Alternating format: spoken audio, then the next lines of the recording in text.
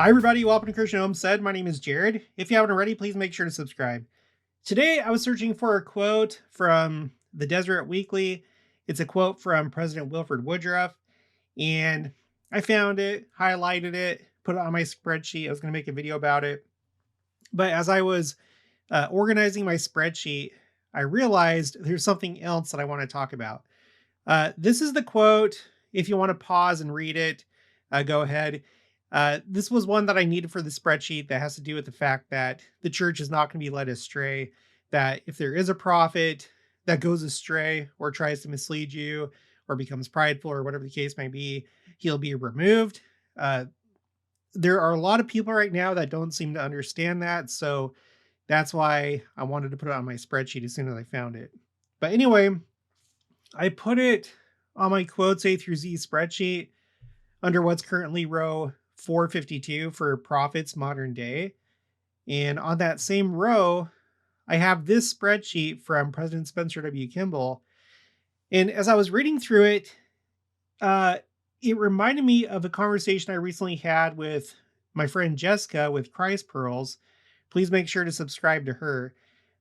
She does very similar content. She's mostly a Second Coming channel and talks about a lot of interesting things.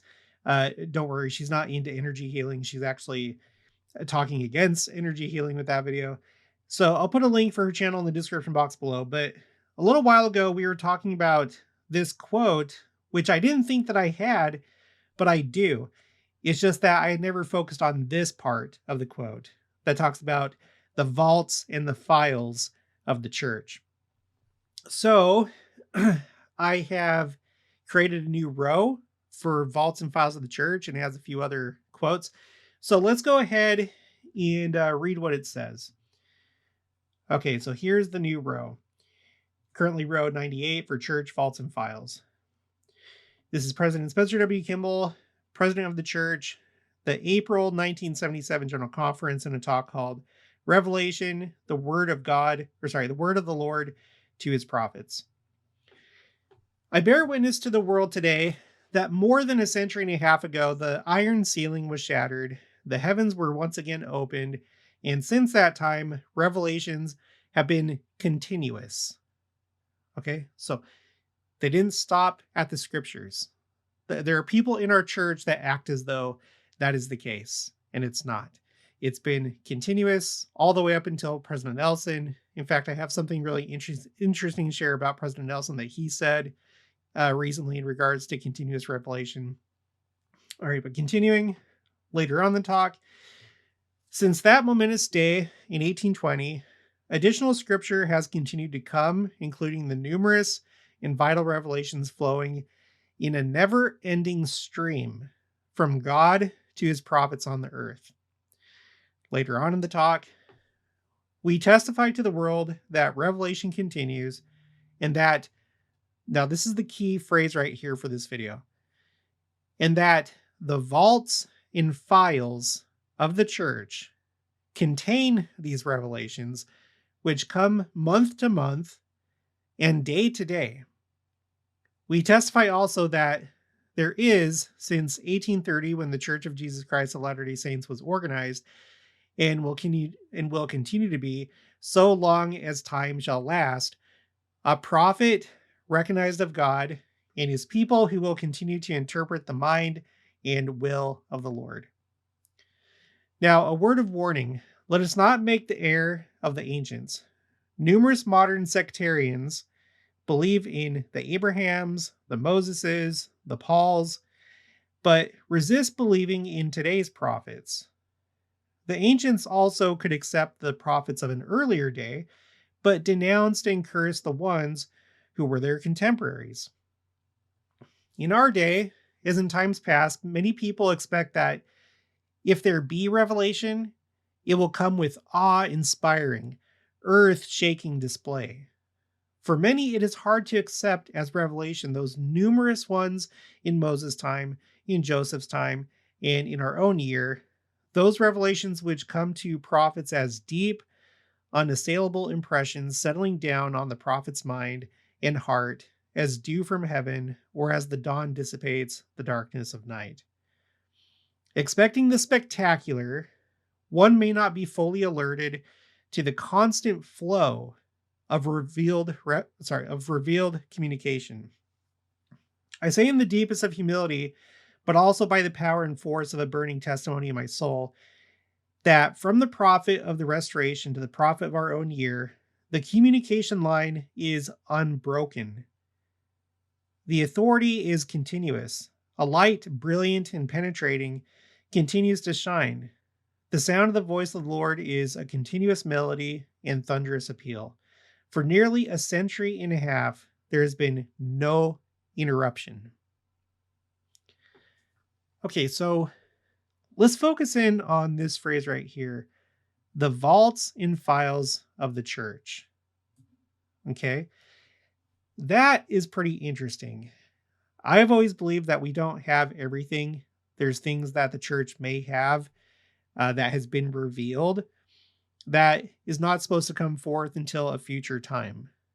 And we know that there are going to be things in the future, like at some point we're going to have we're going to have the sealed portion of the Book of Mormon, for example. We know that there's additional scripture that's going to come forth. But on top of that, what other things have been revealed to our prophets in modern days that maybe haven't been published yet? And there is precedent for this. Let's go to the Book of Mormon. This is Ether, chapter 4, verses 1 through 2.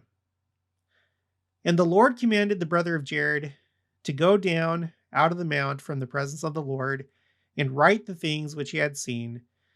And they were forbidden to come unto the children of men until after that he should be lifted up upon the cross. And for this cause did King Mosiah keep them, that they should not come unto the world until after Christ should show himself unto his people. And after Christ truly had showed himself unto his people, he commanded that they should be made manifest. So, from the time of the brother of Jared, all the way until Christ came to the Nephites, that's a really long time. And it doesn't say here whether King Mosiah read them. I don't know if he was privy to what was on those plates or any of the people that had possession of the plates until they came forth to the Nephites. But couldn't there be something like that today? Maybe something that was revealed to Joseph Smith, Brigham Young, John Taylor, Wilford Woodruff, or others. We're going to talk more about that, but this is just a little example. Okay. We've covered this before on the channel. This is Elder Boyd K. Packer of the Quorum of the 12 Apostles. In the April 1993 General Conference, the name of the talk is The Temple, the Priesthood. All right, he says, there have been many visitations to the temple. President Lorenzo Snow saw the Savior there. Most of these sacred experiences remain unpublished. So I just want to point out, and I do this every time, that doesn't mean that they haven't been documented or written down. It's just that they haven't been published. There have been a number of you that have told me in the comments that each temple has like a record, like a log, I think, of some type where these things would be written. So I think that's pretty interesting. And then of course people are going to write it down, most likely, as long as they're permitted to, in their personal journals and diaries and things like that. And then what else is there that may be within the records of the church, in the church's vaults and files, that are not accessible to the general public? So it's so interesting. Not everything is for our viewing pleasure. I've noticed that seems to be a problem as we talk about the second coming and as we read the scriptures. We think that everything is for us. We are the main character, or we're the ones that are watching the movie, and we're supposed to have access to everything. And that's not the case. So We don't know what we don't know. It'd be so interesting to be someone who is privy to all this information. I'm sure that the president of the church, and maybe even he is aware of some record that's been passed down since the beginning of the church, and maybe he's not allowed to look at it until the time comes that it's supposed to be translated or opened or whatever. Okay, now I have this last quote on this line or on this row for church vaults and files. This is from Sister Wendy Nelson. This is in a Church News podcast, episode 67. Sister Nelson on being an eyewitness to President Nelson's 4 years as prophet. Here's something different that I've noticed about his future orientation lately. He now looks 50 to 100 years ahead. That's new to me. One day, he recently said to me, "Oh, I wish I could tell you one of the decisions we made today. It will be thrilling." I said, "Well, when will I know?" "Oh, you'll know in about 50 years. Great, can't wait.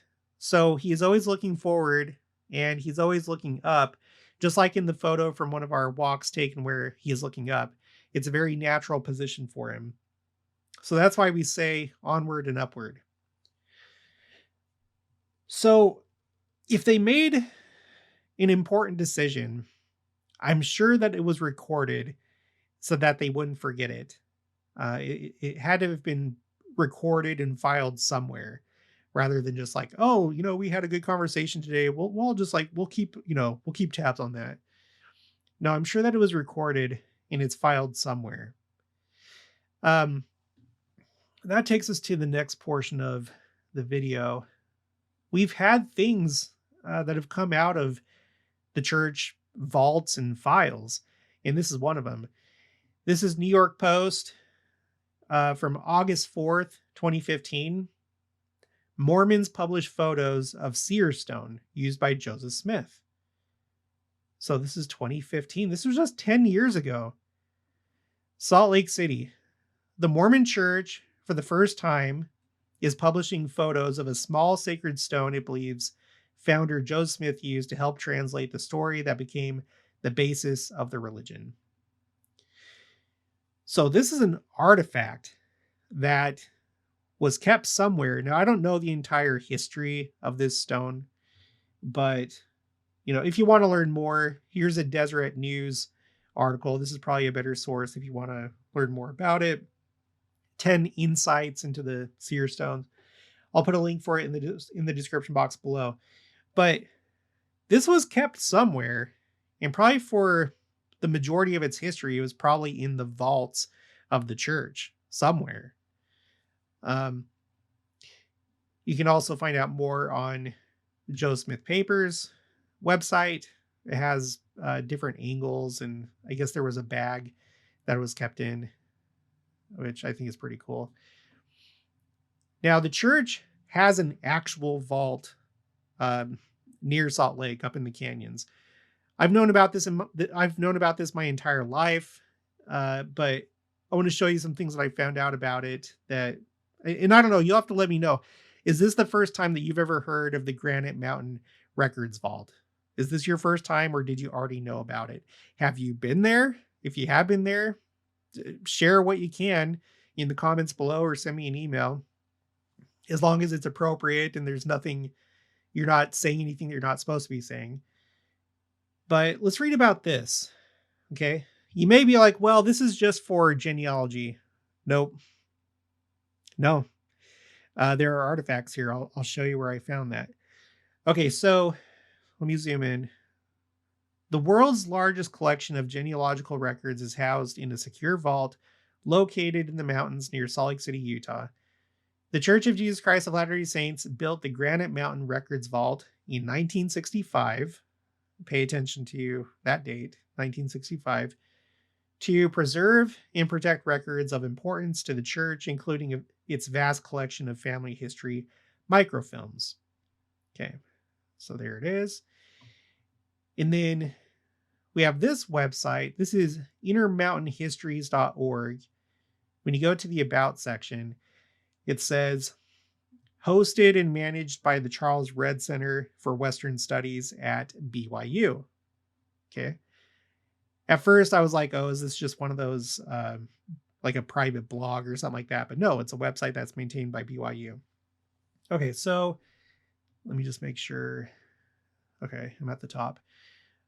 The Granite Mountain Vault was constructed in the 1960s to store the world's largest collection of records of the dead. For many deceased persons, the genealogical information stored in the vault is the only evidence that they ever lived. This near impregnable facility is situated underneath as much as 700 feet, interesting number, with as much as we talk about the number 7 on this channel, of stone. It has an internal water reservoir and doors strong enough to withstand a nuclear blast. There are 6 separate vault chambers that are accessible by one main and 2 smaller entrances. Maybe there's like a 7th hidden chamber. I wouldn't be surprised. Okay, the church has since pledged to digitize all the genealogical records in the vault and make them available free of charge on familysearch.org. I think that's pretty amazing. I remember doing family history when I was younger, when I was a teenager. My dad and I would go downtown and go to the genealogy library, and I actually searched through the records, the microfiche and stuff, and it was a very interesting process. And in some of those, I can't remember how it worked, but in the Joe Smith Memorial Building, there was a floor that had a bunch of I think it was like temple cards, essentially. I can't remember because I was young. But oh my gosh, things were so clunky back then. They were doing the best that they could, but now we have this huge vault that's been around since the 60s and it's had all these records, but now it's being digitized and now you have access to everything, at least when it comes to genealogy records, everything that's in the vault. I think that's pretty neat. Okay, but continuing, look at this. Apart from genealogical records, the vault stores church records and artifacts. So I don't know if this seer stone would have been at the vault. Maybe it was. I know that you have, there's, what is it? Isn't there the church history museum right there by the conference center? That was like a little bit after my time, after I left Salt Lake, or like just before we moved from Salt Lake. So I'm not so familiar with the church history museum or library or whatever it's called. So maybe some things are kept there.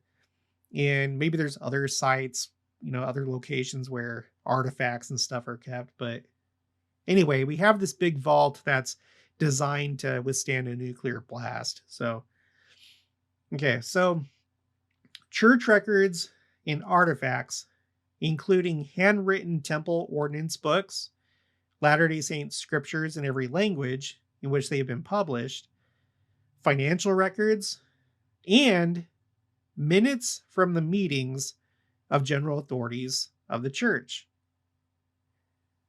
So that thing that we just read from President Nelson, where he was talking about this decision that was made for something that would manifest 50 or 100 years in the future, maybe that is now the minutes from that meeting. Maybe that's in the vault. I wouldn't be surprised. In that right there, I wish that I had access to that, to these minutes from these meetings. If you go to the University of Virginia's website for Mormon studies, you have the David O. McKay diaries, which essentially has a lot of details about a lot of meetings that President David O. McKay had, and they're very enlightening. The things that they talk about, it's on that website that we found out, or that I found out about talks that they were having about making a temple ship, like a boat, like a ship that would sail around. It'd be a temple ship, and it would go to these different locations to members throughout the world that didn't have easy access to a temple. They were actually talking about that. Um, so there's all sorts of there's all sorts of things that they talk about, and there's probably so many gems that you could find if you had access to it. Okay, continuing. Since there are no longer any public tours of the facility, rumors abound about what else might be stored. I guess that's what we're doing right now. About what else might be stored in this super secure vault.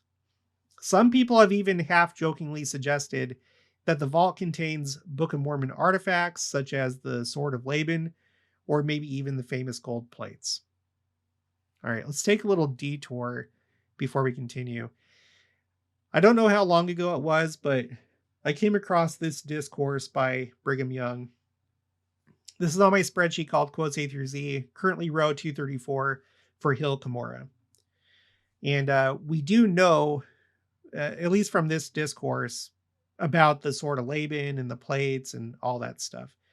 This is in Journal of Discourses, volume 19, pages 38 to 39. This is an incident in the life of Oliver Cowdery, but he did not take the liberty of telling such things in meeting as I take. I tell these things to you, and I have a motive for doing so. I want to carry them to the ears of my brethren and sisters and to the children also, that they may grow to an understanding of some things that seem to be entirely hidden from the human family. Oliver Cowdery went with the prophet Joseph when he deposited these plates. Joseph did not translate all of the plates. There was a portion of them sealed, which you can learn from the book of Doctrine and Covenants. When Joseph got the plates, the angel instructed him to carry them back to the hill Cumorah, which he did. Oliver says that when Joseph and Oliver went there, the hill opened. Okay, the hill itself, I guess. The hill Cumorah, it opened. They walked into a cave in which there was a large and spacious room. He says he did not think at the time whether they had the light of the sun or artificial light, but that it was just as light as day. They laid the plates on a table. It was a large table that stood in the room. Under this table, there was a pile of plates as much as 2 feet high. Wow, that is a lot of records. I think a lot of the time when we think about the Book of Mormon, we just think about that one set of gold plates. But we know that there were other plates and histories kept and so forth. So a pile of plates as much as 2 feet high.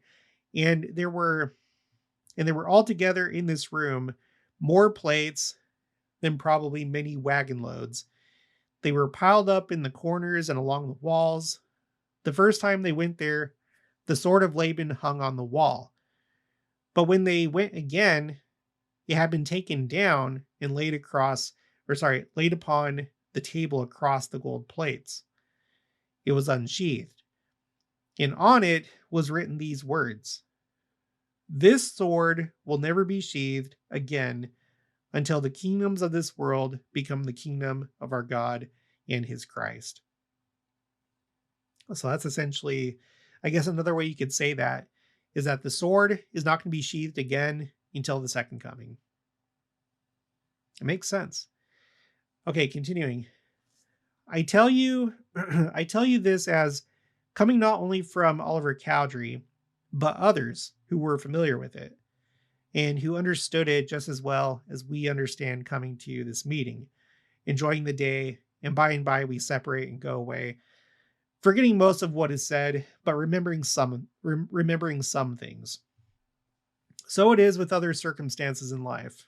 I relate this to you and want you to understand it.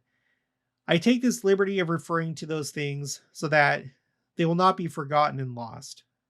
Carlos Smith was a young man of as much veracity as any young man we had, and he was a witness to these things.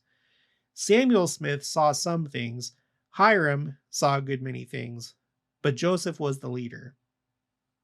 Now, you may think I am unwise in publicly telling these things, thinking perhaps I should preserve them in my own breast, but such is not my mind. I would like the people called Latter-day Saints to understand some little things he says little things, to understand some little things with regard to the workings and dealings of the Lord with his people here upon the earth. I could relate to you a great many more, all of which are familiar to many of our brethren and sisters. So, yeah, the sword of Laban, gold plates, they're not going to be they're not going to be in the Granite Mountain Vault. What's it called again? The Granite Mountain Records Vault. But that's not to say that there aren't other things there. This article says that there are artifacts in that vault. I'd like to know what there is. Okay. The public's fascination with the facility was evidenced in fall 2019 when over 1,000 people showed interest in a hoax event, quote unquote, storm the church vault. They can't stop us all, or stop all of us. So I never knew about that. That must have been like a parallel event, a copycat event to the Storm Area 51. Do you guys remember that? I was just out of the army, and I was just thinking about it from that point of view, like what would actually happen if that huge group of people tried to do it, what that would look like. But storm the church vault. This is like the church's Area 51. Okay, continuing. Church officials clarified that the site is not secret, but secure. Visitors are not permitted, helping to protect the records from tampering, which I know there's people that would do that. Foreign materials such as dirt and dust, and unwanted changes to temperature or humidity. Nestled in Little Cottonwood Canyon, the Granite Mountain Records Vault is equipped to store records and artifacts indefinitely. So I think that's really neat. And if you work there and if you have access to all these things, then lucky duck, lucky you. Okay. There's this. I don't know when this was written, but this is Concrete Reinforcing Steel Institute. And it says up here, this is a case study. And it says award 2016. So maybe it was in 2016 or afterwards. It says the vault is located inside the side of a mountain, and the new entry building had to be designed to blend into the existing granite backdrop in an effort to be as unobtrusive as possible and remain operational following an anticipated seismic event. So, I mean, I guess if it's going to withstand a nuclear blast, it probably would also withstand an earthquake, but I just think that's interesting that they included that there. I recently recorded a video or maybe a couple videos about the Salt Lake Temple, being prepared against an earthquake. So anyway, here's a view of it right here. Now I want to mention, if we go back here, I want to mention how this said that it was constructed in 1965. And if we go back to what President Spencer W. Kimball said, where he was talking about the vaults and files of the church, the fact that he used the term vaults, this may have been fresh on his mind because this was back in 1977. So this was only 12 years after it was constructed. So I think that he probably had this vault on the mind when he said this. That's just my opinion. Could be wrong. And then lastly, I want to share a couple things from Joseph Smith. This is my spreadsheet called Quotes A through Z. Currently row 292 for Joseph Smith Jr. He knew more. And I'm not going to read all these quotes in their entirety, but I just want to show you that there probably is, even to this day, stuff that was revealed to him that we don't have access to. I feel like there could be things that he knew. Maybe he wrote them down, and maybe there's like some kind of journal or something that's passed from president of the church to president of the church. I'm not saying that this is the case, but I don't think it's outside the realm of possibility that as president of the church, as prophet, you record it, and it's like, well, the people are not ready for it now, so I'm going to pass it on to my successor. Okay, so this is from History of the Church. I'm just going to read the highlighted part. Joseph Smith says, if the church knew all the commandments, one half they would condemn through prejudice and ignorance. Next, this is Brigham Young. You can find it in Millennial Star, December 29th, 1850. The prophet Joseph said to me about 16 years ago, quote, if I was to show the Latter-day Saints all the revelations that the Lord has shown unto me, there's scarce a man that would stay with me. They could not bear it. And then back to Brigham Young. What is there so horrid that you cannot bear it? Every trait in character that has been infused into man since the fall is as diametrically opposed as light is to darkness. Yeah, I'm sure that there are individuals that could probably bear whatever it is that he's talking about. I'm sure that there was back then, maybe even more so today, because as a church, we've had time to grow spiritually and become used to the revelations of today. But as a whole, and that's what the prophet has to think about and worry about, and that's who the Lord would be thinking about ultimately. The church as a whole, probably not. Let's see. This is also Brigham Young. This is in Journal of Discourses, Volume 1, page 132.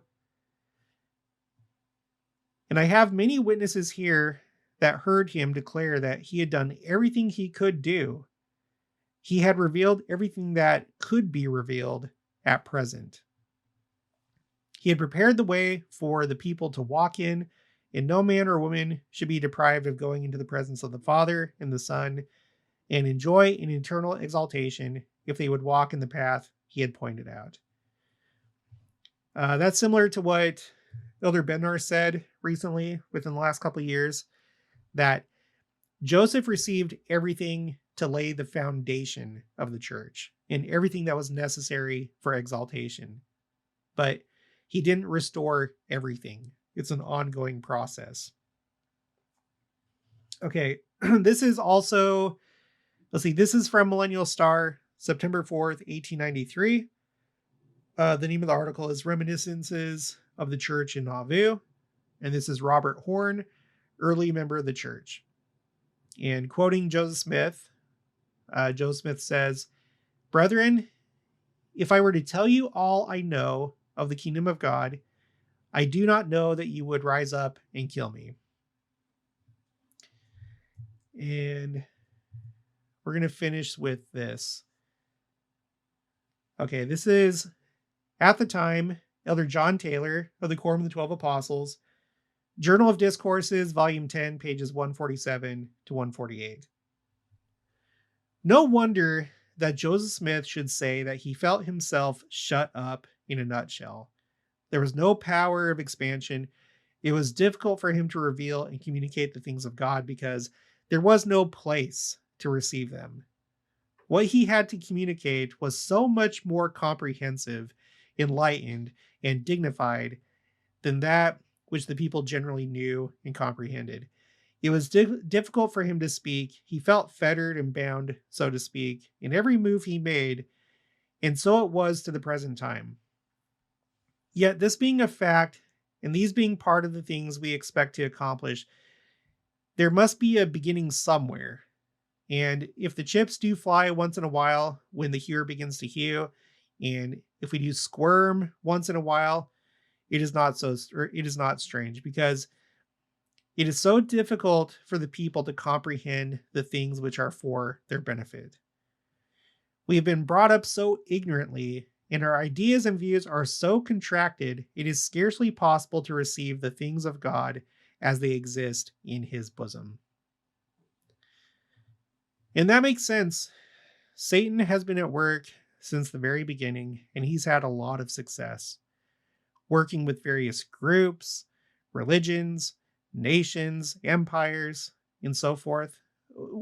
This entire 6,000 year period has basically been a fun house of horror. And we've become so used to the fun house that when finally we're shown what regular life is like, or what um, things are like outside of the fun house, it's like, oh, what straight lines, non-curvy mirrors that accurately reflect what I actually look like. So we just like this whole world has basically been an upside down world. And obviously there have been multiple dispensations. There have been times where, the church has been established. We have times like, the city of Enoch and his people that probably, I have quotes that say that they knew much more than we know. Same thing with the Nephites after Christ came to them. So we've had some times where we've been free of the fun house, but we're in this last dispensation and it keeps going and more is revealed, and we can expect more to come. And at some point we'll know everything that the Nephites knew and that the city of Enoch knew. And it probably is going to be uncomfortable for some, maybe all of us, for all I know, maybe all of us as we get more and more knowledge. But anyway, okay, that's going to be it for this one. So if you haven't already, please make sure to subscribe, like this video if you liked it, leave your thoughts and opinions down in the comments below. Also make sure to share it, and I'll talk to you guys later.